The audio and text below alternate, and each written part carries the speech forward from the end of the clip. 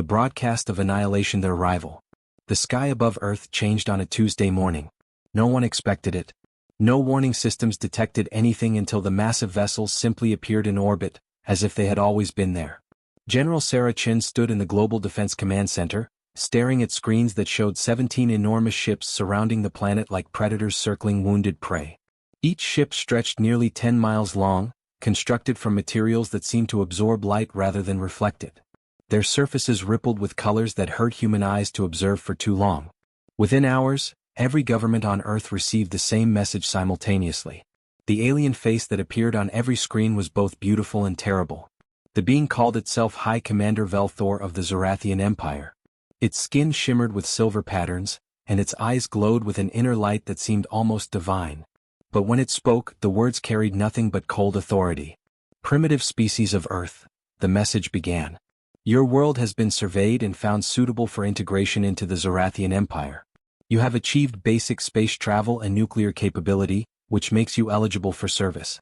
You will surrender all weapons within 10 planetary rotations. You will provide 70% of your resources annually as tribute. You will send 5 billion individuals to work in our mining colonies across the galaxy. Refusal means immediate extermination. We have eliminated 473 species who chose unwisely. You have 10 days to comply. The transmission ended without allowing any response. Global panic erupted instantly. Stock markets collapsed. Governments convened emergency sessions. Religious leaders prayed for divine intervention. Scientists scrambled to understand the technology that had brought these ships to Earth undetected. General Chen called together the brightest minds humanity had available. She was a career military officer who had spent 30 years preparing for threats both terrestrial and theoretical. She had gray streaks in her black hair and a reputation for making impossible decisions without hesitation. Now she faced something beyond any training or preparation. Dr. Marcus Webb arrived at the command center within hours. He was a physicist who specialized in exotic matter and theoretical weapons systems. At 42 years old, he looked older due to countless sleepless nights spent solving problems others considered impossible. He brought with him data that made everyone in the room fall silent. Their ships use quantum displacement drives, he explained, pointing to sensor readings. They literally skip through dimensions to travel. Our missiles can't touch them because they're not entirely in our reality when they move. And their weapons. He paused, his hands trembling slightly. Their weapons can convert matter directly to energy. They could glass the entire planet in hours if they wanted. Captain Elena Vasquez, commander of Earth's newest stealth spacecraft, studied the data with intense focus. She was 35, born on the Mars Research Station, and had spent her entire adult life in space. She understood orbital mechanics and combat in zero gravity better than anyone alive. There has to be a weakness, she said quietly. Nothing is invincible. The debate raged for days. Some nations wanted to surrender immediately. Others insisted on negotiation. A few radical voices called for immediate attack despite the obvious futility. General Chen listened to all perspectives, but her mind was already made up. Humanity would not kneel. The negotiation that failed. On day 7, Earth sent its response. A delegation of diplomats, scientists, and military advisors traveled to the nearest Zarathian vessel in a shuttle that felt absurdly primitive compared to the alien technology. They were received in a chamber that seemed larger on the inside than the ship's exterior dimensions allowed. High Commander Velthor sat on a raised platform, surrounded by guards whose armor pulsed with contained energy. The human delegation presented their counterproposal carefully. Trade instead of tribute. Partnership instead of servitude. Cultural exchange instead of slavery. Velthor listened with an expression that might have been amusement. When the humans finished, the aliens stood and walked down to their level. Its movements were graceful, almost hypnotic. You misunderstand your position, Velthor said softly. This is not negotiation. The Zarathian Empire spans 12,000 star systems. We have existed for 50,000 of your years. We have conquered species with technology far beyond yours. We have eliminated civilizations that had weapons you cannot imagine. You are not our equals. You are resources to be harvested or obstacles to be removed. The lead diplomat, Ambassador James Park, kept his voice steady despite his fear. What if we refuse? Velthor's smile was a terrible thing. Then we provide an educational demonstration. We are patient. We will show you what happens to species who choose poorly. Then we will ask again. The delegation returned to Earth with the aliens' final message. Humanity had 3 more days to submit completely. After that, the Zorathians would demonstrate their power in a way that would leave no doubt about the consequences of refusal. General Chen gathered the Emergency War Council immediately upon hearing the report. The council now included leaders from every major nation, unified by common threat. "They're going to attack one of our colonies," she said without preamble. "They want maximum psychological impact with minimum effort." Dr. Webb had been analyzing Zorathian communication patterns. "Luna Prime," he said with certainty. "It's our largest off-world settlement. 10 billion people living in the moon cities beneath the lunar surface. It's close enough to Earth that everyone can watch. Far enough that Earth itself won't be directly damaged. It's the perfect target for a demonstration." Captain Vasquez felt her blood run cold. Her parents lived on Luna Prime. Her brother worked in the industrial sector there. 10 billion lives all about to be sacrificed to prove a point. "We need to evacuate," someone suggested desperately. "Impossible," Chen replied. "Luna Prime has transport capacity for maybe 10 million people per week. We have 3 days. They've calculated this perfectly. They want us to try and fail. They want us to watch helplessly." The room fell into heavy silence.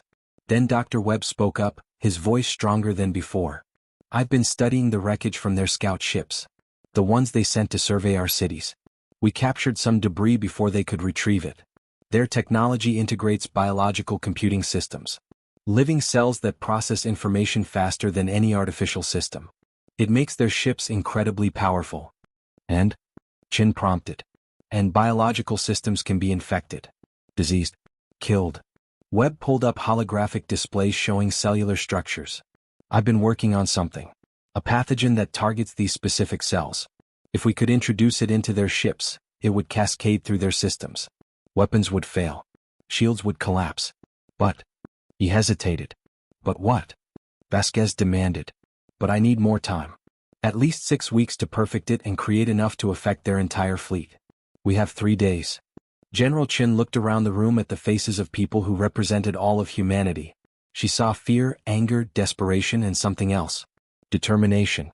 The kind that only emerges when there are no good options left. "Then we buy time," she said firmly. "We tell them we're preparing to surrender. We set up elaborate ceremonies, create bureaucratic delays, make them think we're complying. And while they wait for our submission, we prepare to fight." The broadcast begins. On the 10th day, Earth sent formal acceptance of Zorathian terms. An elaborate surrender ceremony was scheduled for 2 weeks later, with extensive protocols and diplomatic procedures. The Zorathians agreed, satisfied that humanity was behaving as expected. But on day 12, everything changed. Every screen on Earth, on Mars, on Luna Prime, on every human settlement and ship activated simultaneously. The Zorathians had taken control of all broadcasting systems. High Commander Velthor appeared again, but this time the message was different. "People of Earth," the alien began. "We have detected deception in your compliance. Your scientists are working on biological weapons. Your military is hiding ships in deep space. Your diplomats are buying time rather than genuinely surrendering. We are disappointed but not surprised. Primitive species often try such tactics. Now you will learn why they always fail." The view changed.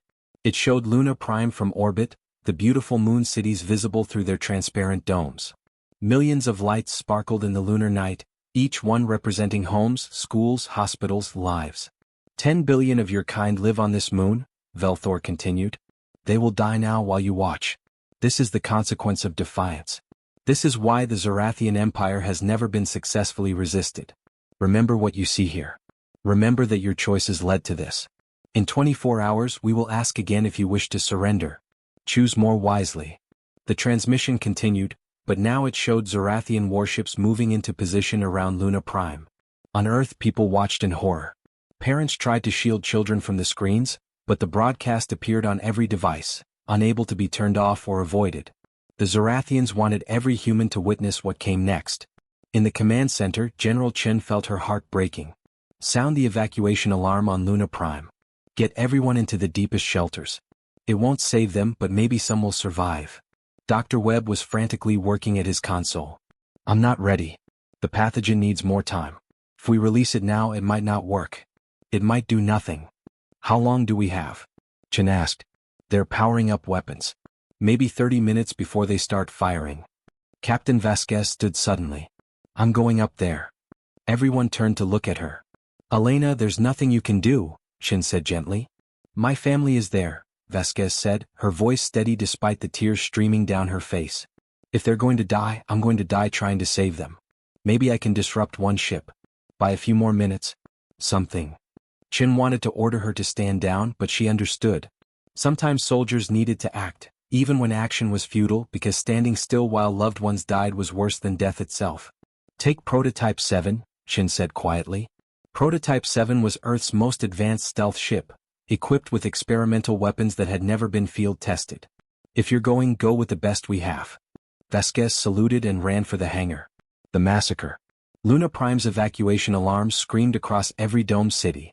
10 billion people tried to reach emergency shelters designed to hold maybe 2 billion. Panic swept through the tunnels and corridors. Parents carried children. The elderly were helped by neighbors. Emergency services tried to maintain order, but fear made order impossible. In the industrial sector, workers named Kenji and Amara shepherded their crew toward the nearest shelter. They were supervisors in the oxygen processing facility, responsible for keeping the city supplied with breathable air. Kenji was 53, a quiet man who had moved to Luna Prime 20 years ago for the opportunity to build something important. Amara was 29, brilliant and passionate about making the moon city sustainable.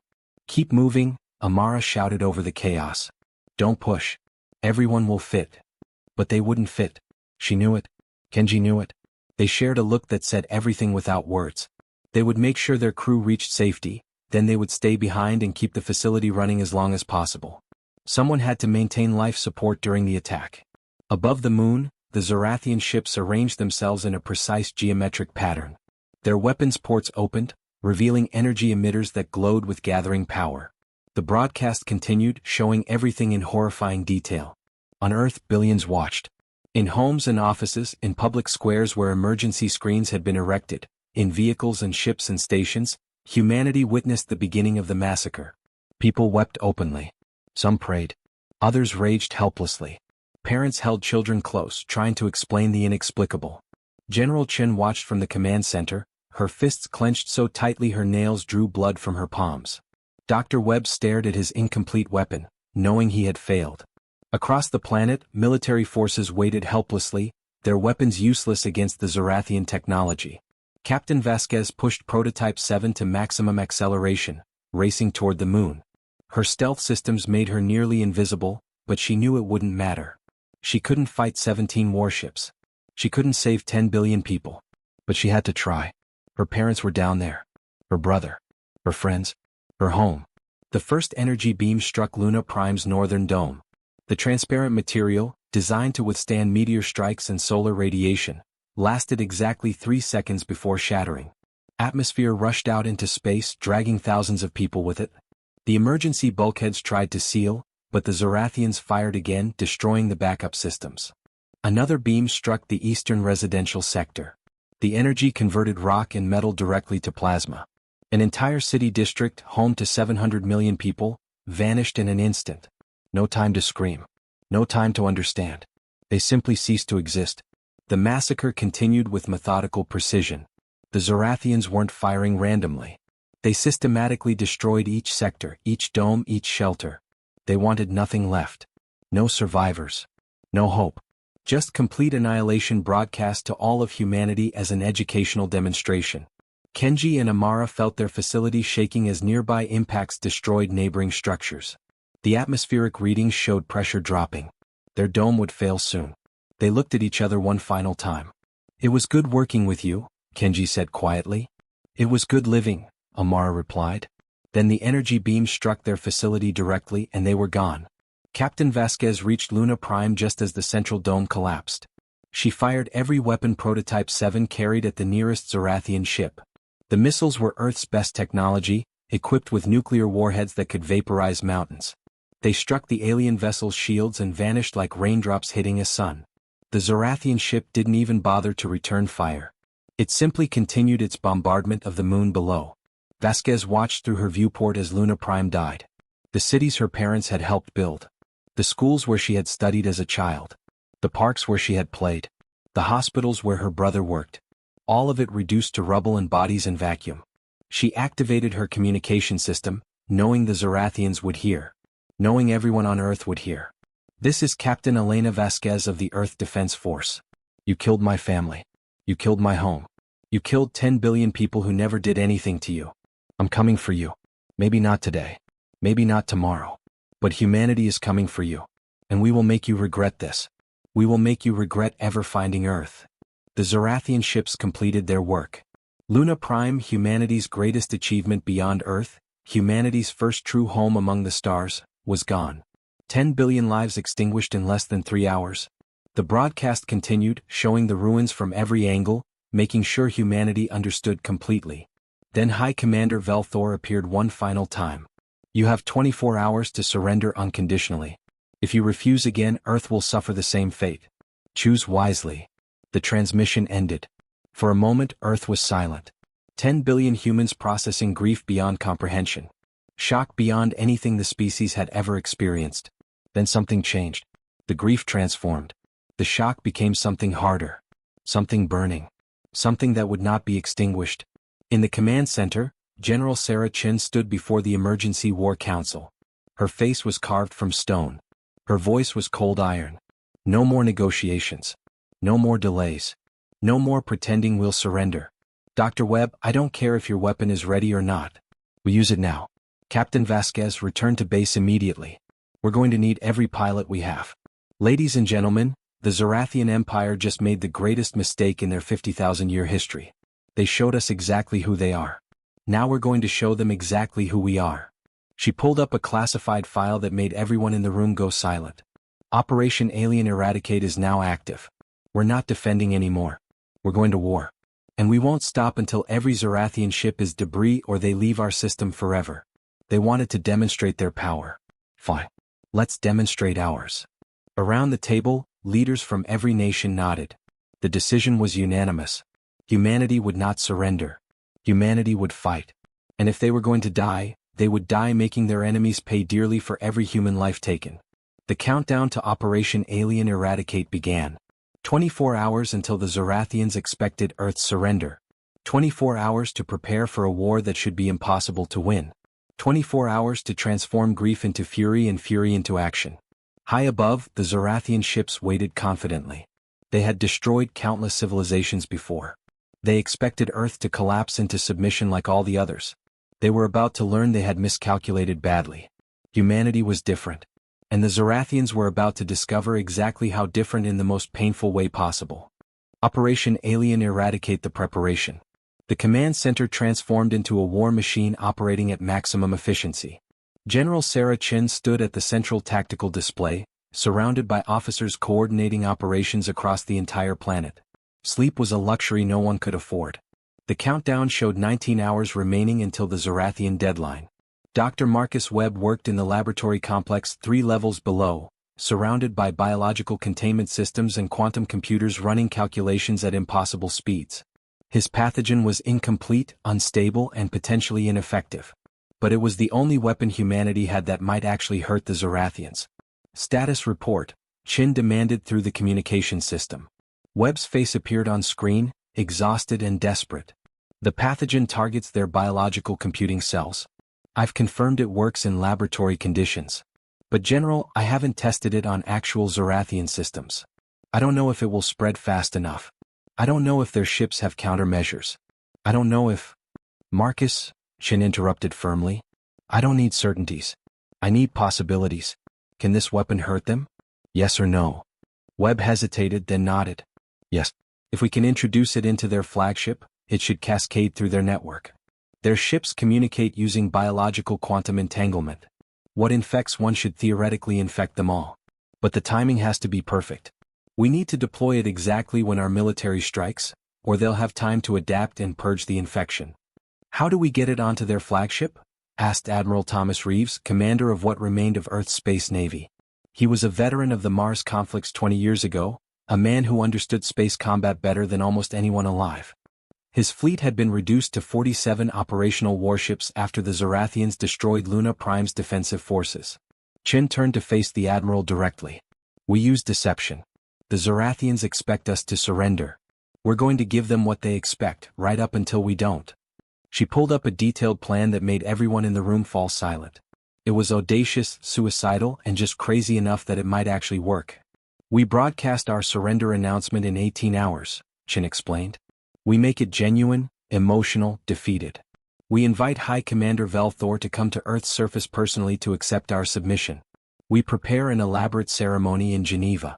Every camera, every world leader, complete humiliation for humanity on display. They'll love it."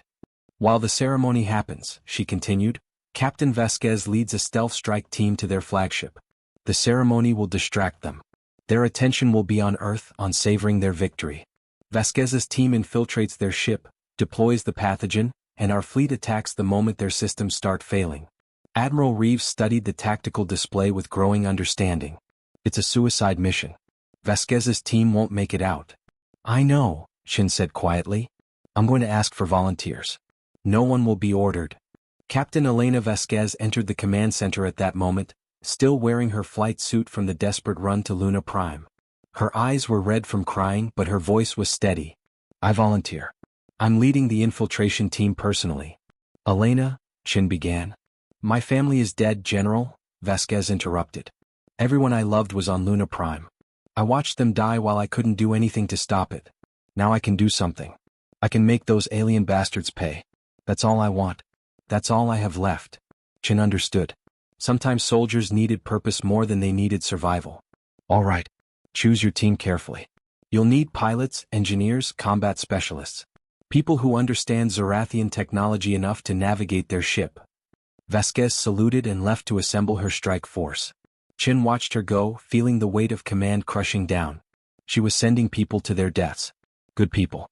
Brave people. But there was no alternative. Humanity's survival required sacrifice. Dr. Webb worked frantically to prepare enough pathogen for the mission. His team of biologists and weapons specialists moved with desperate efficiency, knowing that millions of lives depended on their success. The pathogen was loaded into containment cylinders designed to look like standard equipment. If the Zorathians scanned them, they would hopefully appear innocuous. Across Earth, the military prepared in secret. Fighter squadrons moved into position, their pilots saying goodbye to families they might never see again. Missile batteries charged their weapons. Experimental technology that had never been tested in combat was hastily installed on warships. Everything humanity had learned about warfare in 500 years of conflict was being deployed against an enemy that had been conquering civilizations for 50,000 years. The odds were impossible. The chances of success were nearly zero.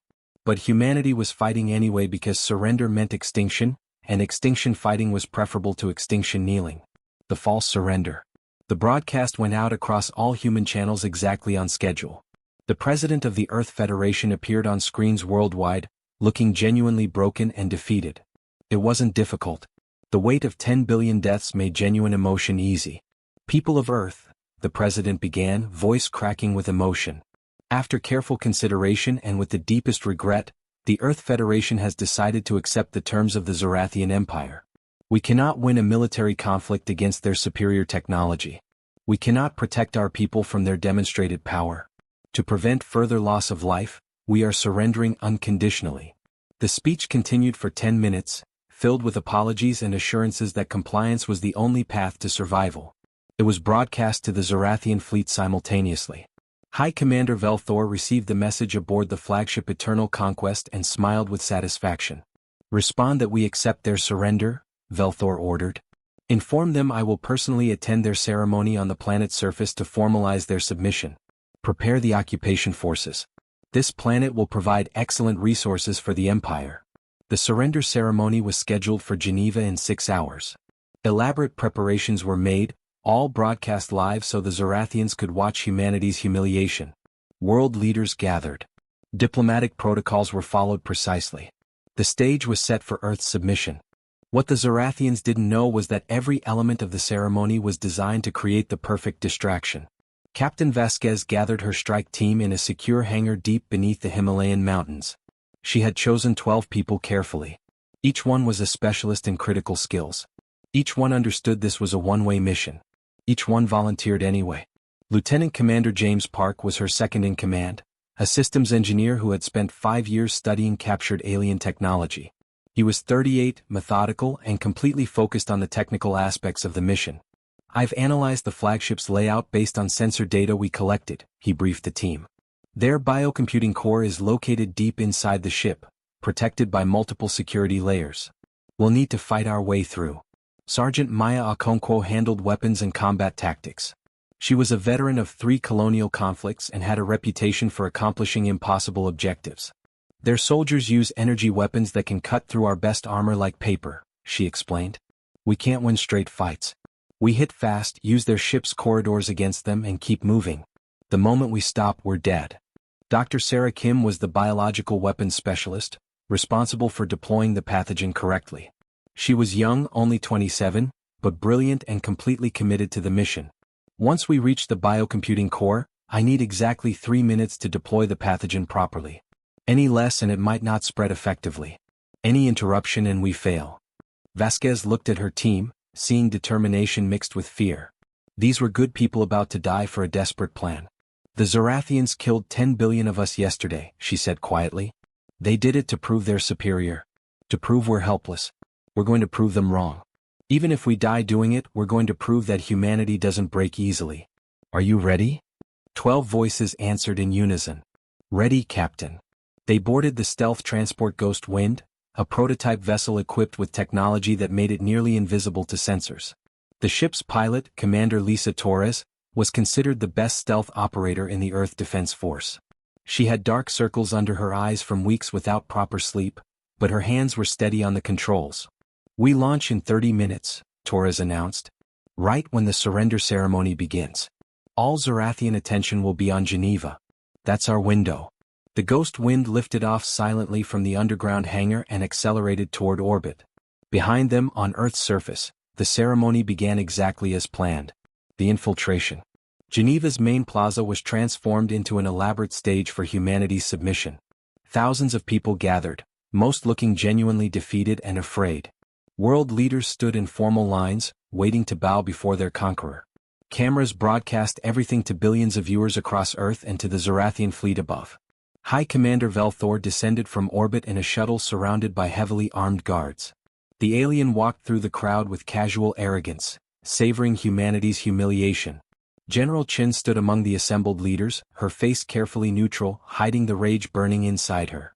In orbit, the Ghost Wind approached the Zorathian flagship from an unexpected angle, using the moon's debris field as cover. The Zorathian sensors were focused on Earth, monitoring the ceremony, searching for any sign of treachery on the planet below. They didn't notice the small stealth ship drifting silently toward their hull. "We're in position," Torres whispered, though there was no need to whisper in the vacuum of space. "Attaching to their docking port now." The ship connected with barely perceptible contact. Lieutenant Commander Park worked quickly to hack the Zorathian access codes, using information provided by the few human scientists who had studied captured alien technology. "Their security is sophisticated but predictable," he muttered while his fingers flew across holographic displays. "They're so confident in their superiority, they don't expect anyone to actually try infiltrating their ships." The airlock cycled open. Vasquez led her team inside, weapons ready. The interior of the Zorathian flagship was massive, with corridors that stretched for hundreds of meters. The walls pulsed with bioluminescent light, and the air had a strange metallic taste. "Stay together," Vasquez ordered quietly. "Park, which direction?" Park consulted his scanner. "The biocomputing core is 17 levels down, central axis. We need to reach that maintenance shaft 300 meters ahead." They moved through the ship with practiced efficiency, using hand signals to communicate. The corridors were mostly empty. Most of the crew was watching the surrender ceremony. The few Zorathian soldiers they encountered died quickly and silently before they could raise alarms. Sergeant Okonkwo moved like a shadow, her knife finding throats before enemies knew she was there. The team progressed deeper into the ship, each corridor bringing them closer to their objective and further from any hope of escape. On Earth, the ceremony continued. High Commander Velthor stood on the raised platform, accepting humanity's surrender with obvious satisfaction. "Your species has made the correct choice," he announced to the assembled crowd. "You will serve the Empire faithfully and in return we will allow you to continue existing. This is our gift to you." General Chen watched the alien speak and felt hatred more intense than anything she had experienced before. But she kept her expression neutral, kept her body language defeated. The deception had to be perfect. In the flagship's depths, Vasquez's team reached the biocomputing core chamber. It was enormous, filled with tanks of glowing liquid where biological processors floated in nutrient solutions. The technology was beyond anything humanity had developed, beautiful and terrifying simultaneously. "Dr. Kim, you're up," Vasquez said. Kim moved to the central access point, preparing the pathogen deployment system. Her hands shook slightly as she connected the containment cylinders. 3 minutes, she reminded everyone. "Hold them off for 3 minutes." Alarms suddenly screamed throughout the ship. Red lights flashed in the corridors. A Zorathian voice echoed from speakers everywhere, shouting in their alien language. "They found us," Park translated grimly. "Security forces are converging on this location. Defensive positions," Vasquez ordered. "No one gets through until Dr. Kim finishes." The first Zorathian soldiers appeared at the chamber entrance moments later.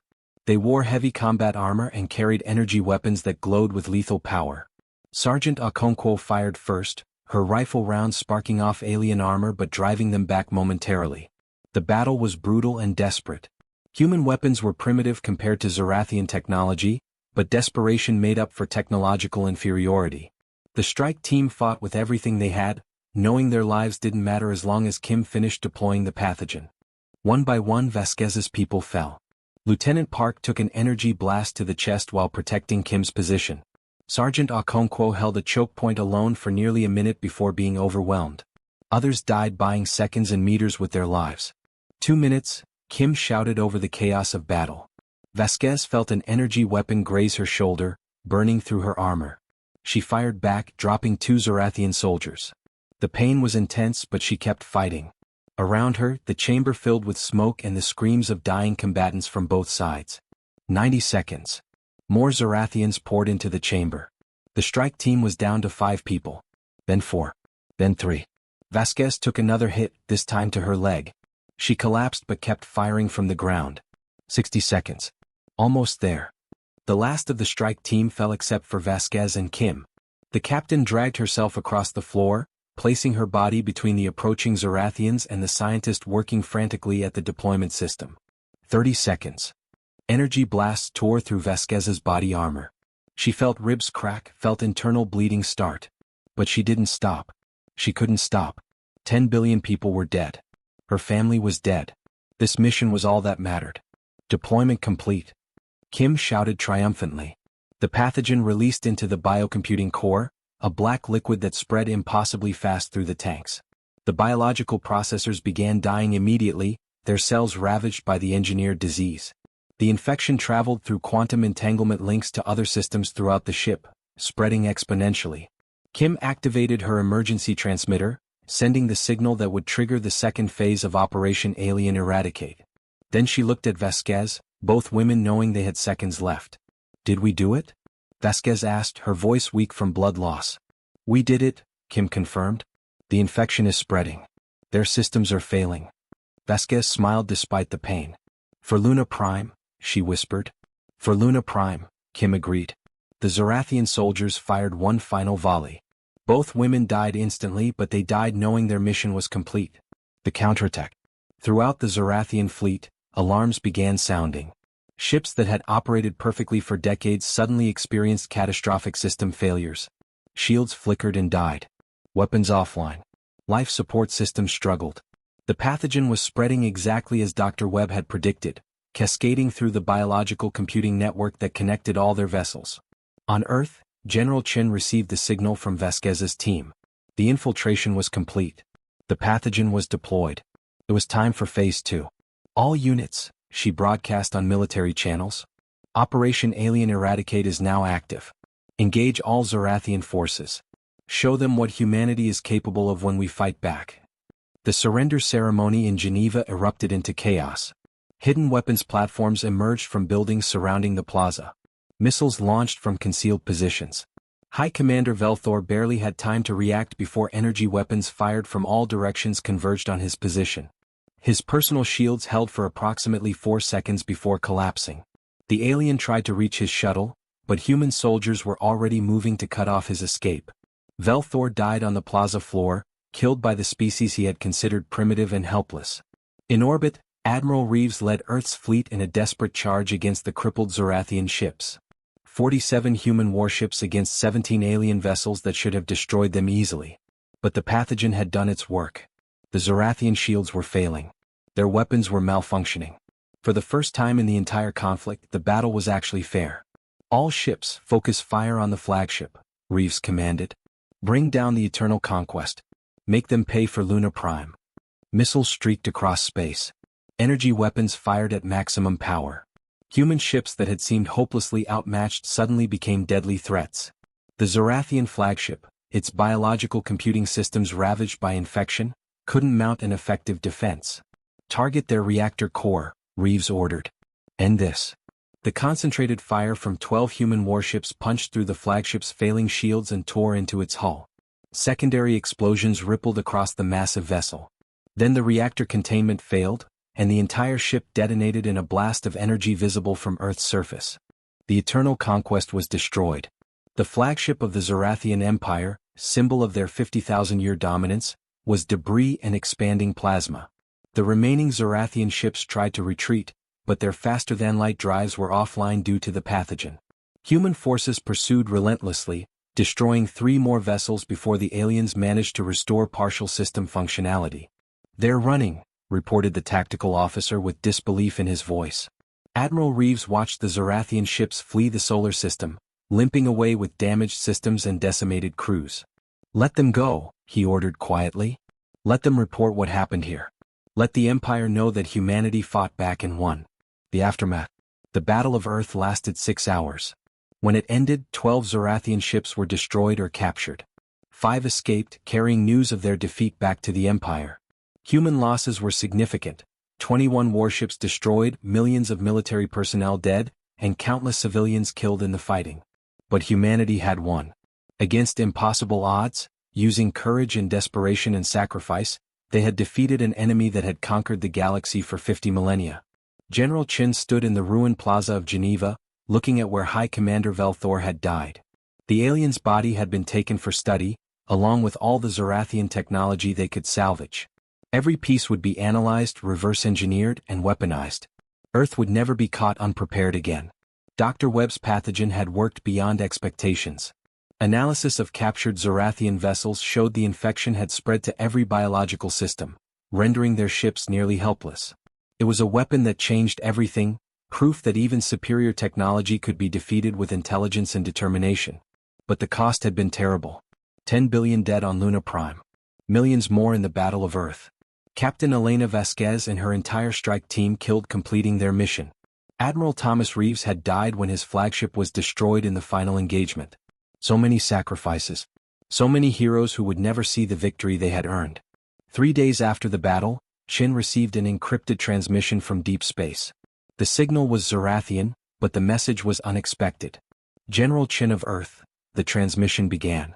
The face that appeared was Zorathian, but younger than Velthor, with markings that suggested lower rank.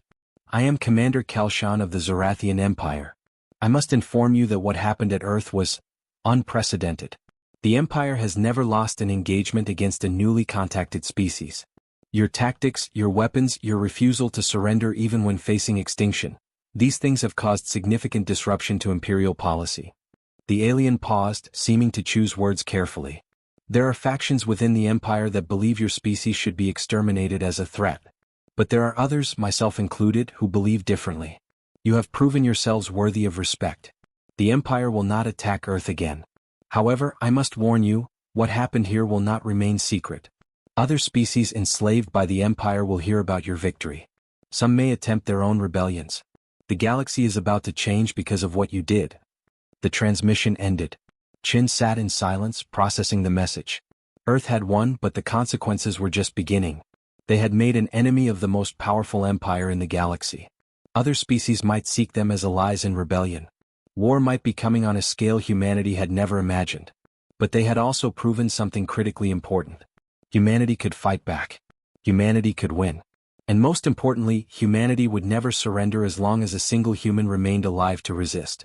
Chin activated the communication system, broadcasting to every human settlement and ship across the solar system. Her message was simple but powerful. "People of Earth and her colonies, we have survived. We have fought. We have won. 10 billion of our people died on Luna Prime, but their sacrifice was not in vain. We showed the Zarathian Empire that humanity cannot be conquered. We showed the galaxy that we will fight for our freedom with everything we have. The battle is over, but the war may be just beginning. We will be ready. We will be strong. And we will never, ever kneel to anyone. For Luna Prime. For Earth. For humanity. Across the solar system, survivors celebrated and mourned simultaneously. They had won an impossible victory, but the cost would never be forgotten. Luna Prime would be rebuilt eventually, a memorial to those who died and a symbol of human resilience. The Zarathian ships they had captured would be studied. The pathogen would be refined and mass-produced. New weapons would be developed. Earth's military would expand and train for the conflicts that might come. Humanity had been forced into a galactic war they never wanted. But now that they were fighting, they would fight with everything they had. The Zarathian Empire had made a critical mistake when they massacred Luna Prime. They had awakened something in humanity that could not be put back to sleep. The age of human submission was over. The age of human resistance had begun. And the galaxy would never be the same.